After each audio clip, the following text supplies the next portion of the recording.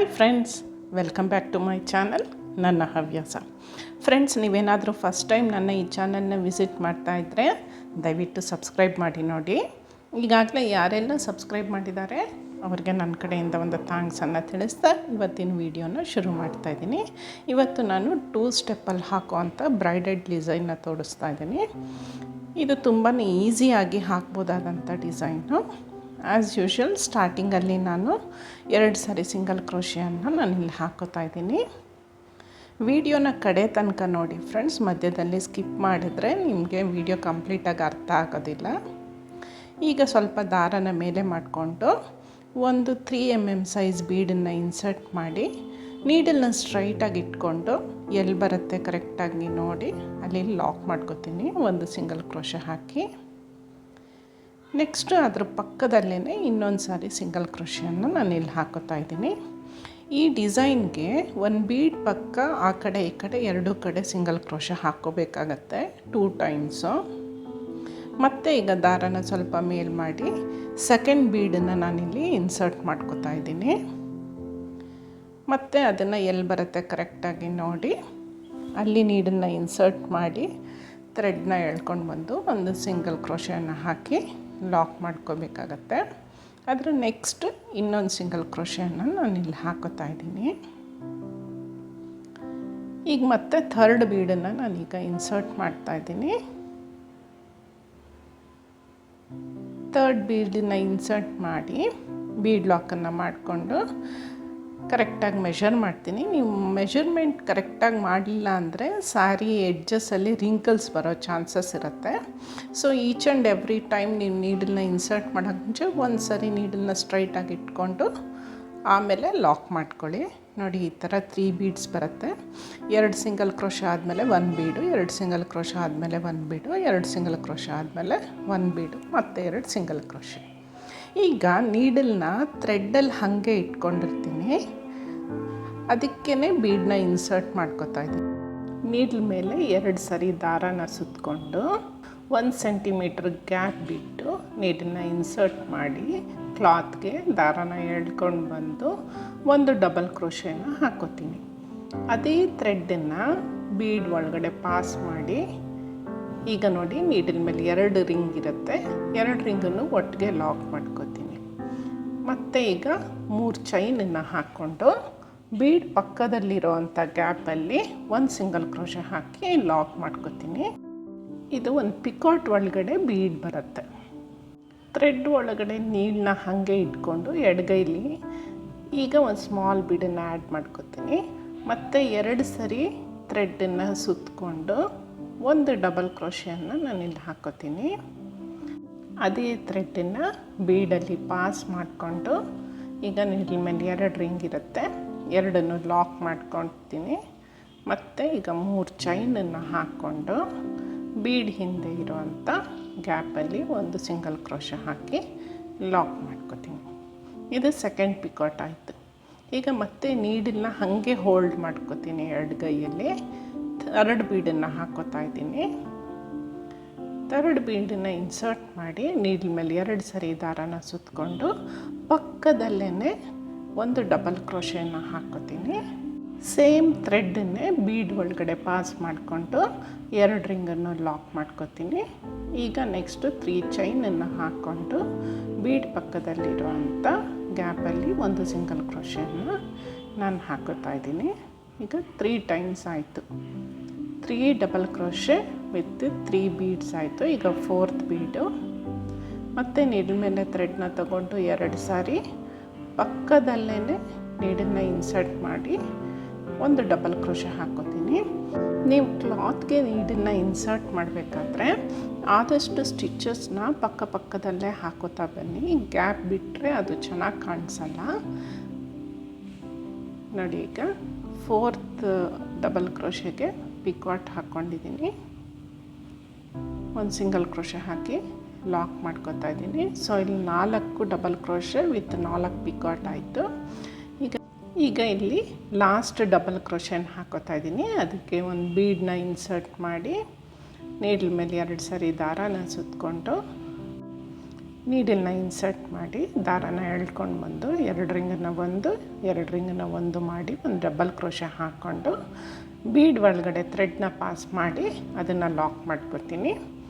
ಈಗ 3 ಟೈಮ್ಸ್ ಚೈನನ್ನು ಹಾಕ್ಕೊಂಡು ಬೀಡ್ ಪಕ್ಕದಲ್ಲಿರೋ ಅಂಥ ಗ್ಯಾಪಲ್ಲಿ ನೀಡಲ್ನ ಇನ್ಸರ್ಟ್ ಮಾಡಿ ಒಂದು ಸಿಂಗಲ್ ಕ್ರೋಶೆ ಹಾಕಿ ಲಾಕ್ ಮಾಡ್ಕೊತೀನಿ.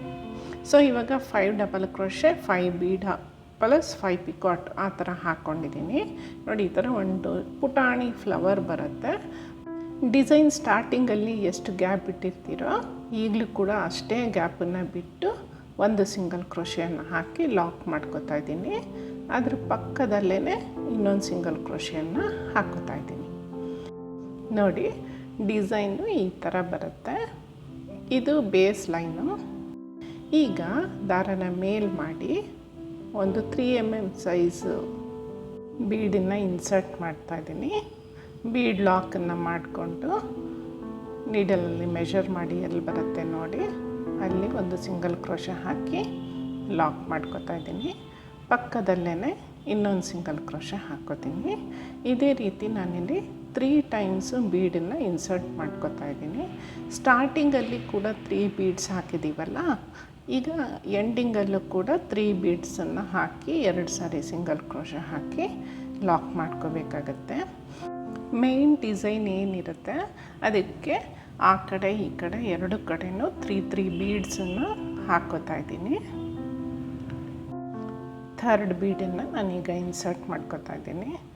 ದಾರನ ಮೇಲೆ ಮಾಡಿಕೊಂಡು ಬೀಡನ್ನ ಇನ್ಸರ್ಟ್ ಮಾಡಿ ಬೀಡ್ ಲಾಕನ್ನು ಮಾಡಿಕೊಂಡು ಅದನ್ನು ಕ್ಲಾತ್ಗೂ ಕೂಡ ಲಾಕ್ ಮಾಡ್ಕೋತಾ ಇದ್ದೀನಿ. 2 ಸರಿ ಸಿಂಗಲ್ ಕ್ರೋಶೆ ಹಾಕಿ ಲಾಕ್ ಮಾಡ್ಕೋತೀನಿ.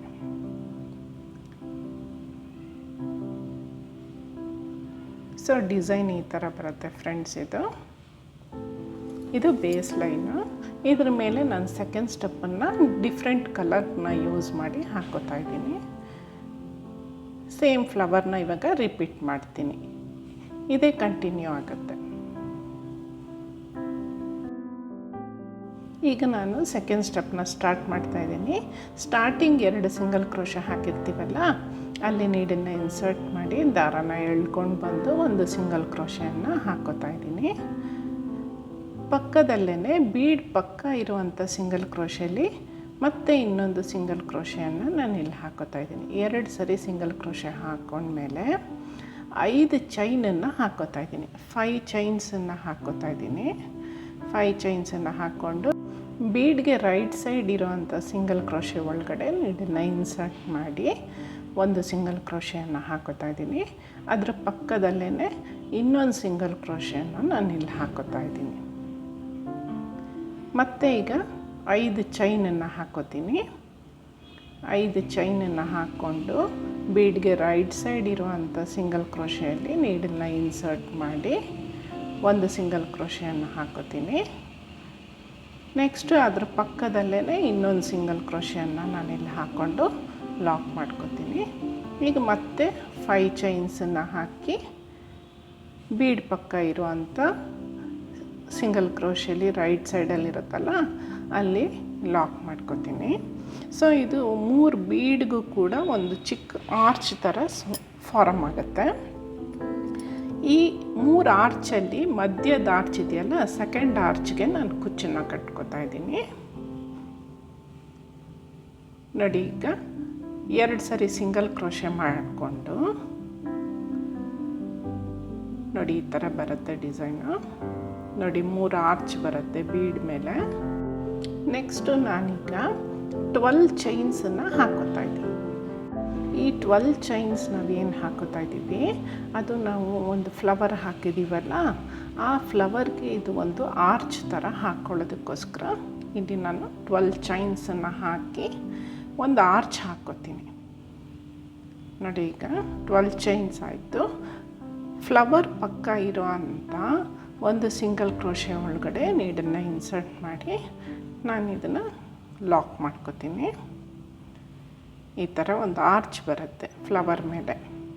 ಸೊ ಇವಾಗ ಇದಕ್ಕೆ ರಿವರ್ಸ್ ಸೈಡಿಂದ ವರ್ಕ್ ಮಾಡ್ತೀನಿ. ಬಟ್ಟೆನ ಸ್ವಲ್ಪ ಟರ್ನ್ ಮಾಡಿಕೊಂಡು ನೀಡ್ಲ ಮೇಲೆ ಒಂದು ಸರಿ ದಾರನ ಸುತ್ತಕೊಂಡು 12 ಚೈನ್ ಹಾಕ್ಕೊಂಡಿರೋ ಆರ್ಚ್ ಒಳಗಡೆ ನೀಡಲ್ನ ಇನ್ಸರ್ಟ್ ಮಾಡ್ತೀನಿ.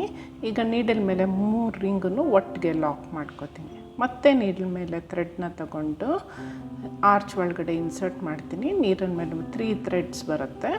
3 ರಿಂಗನ್ನು ಕೂಡ ಒಂದೇ ಸರಿ ಲಾಕ್ ಮಾಡ್ಕೋತೀನಿ. ಇದು ಹಾಫ್ ಡಬಲ್ ಕ್ರೋಶೆ ಆಗುತ್ತೆ. ಇದೇ ರೀತಿಯೇ ನಾನು ಎಂಡ್ವರೆಗೂ ರಿಪೀಟ್ ಮಾಡ್ತಾಯಿದ್ದೀನಿ. ನಾನು 12 ಚೈನ್ಗೆ 15 ಹಾಫ್ ಡಬಲ್ ಕ್ರೋಶೆಯನ್ನು ನಾನಿಲ್ಲಿ ಹಾಕೋತಾ ಇದ್ದೀನಿ. ನನಗೆ ಇಲ್ಲಿ 12 ಚೈನ್ಸ್ಗೆ 15 ಹಾಫ್ ಡಬಲ್ ಕ್ರೋಶೆ ಆಗಿದೆ. ನೀವು ಹಾಕೋ ಟೆನ್ಷನ್ ವೇರಿ ಆಗೋದ್ರಿಂದ ನಿಮಗೆ ಒಂದು ಜಾಸ್ತಿ ಅಥವಾ ಒಂದು ಸ್ಟಿಚ್ ಕಡಿಮೆ ಆಗ್ಬೋದು. ಆದರೆ ಚೈನ್ಸು ಕವರ್ ಆಗೋವರೆಗೂ ಕೂಡ ಹಾಫ್ ಡಬಲ್ ಕ್ರೋಶೆಯನ್ನು ಹಾಕೋಬೇಕಾಗತ್ತೆ. ಹಾಕ್ಕೊಂಡು ರೈಟ್ ಸೈಡ್ಗೆ ಟರ್ನ್ ಮಾಡಿಕೊಂಡು ಥ್ರೆಡ್ನ ಸ್ವಲ್ಪ ಮೇಲಕ್ಕೆ ಮಾಡ್ಕೋತೀನಿ. ಈಗ ಇದಕ್ಕೆ ಒಂದು ಸ್ಮಾಲ್ ಸೈಜ್ ಬೀಡನ್ನು ಇನ್ಸರ್ಟ್ ಮಾಡಿ, ಬೀಡ್ ಲಾಕನ್ನು ಮಾಡ್ಕೋತಾ ಇಲ್ಲ ಫ್ರೆಂಡ್ಸ್ ನಾನಿಲ್ಲಿ.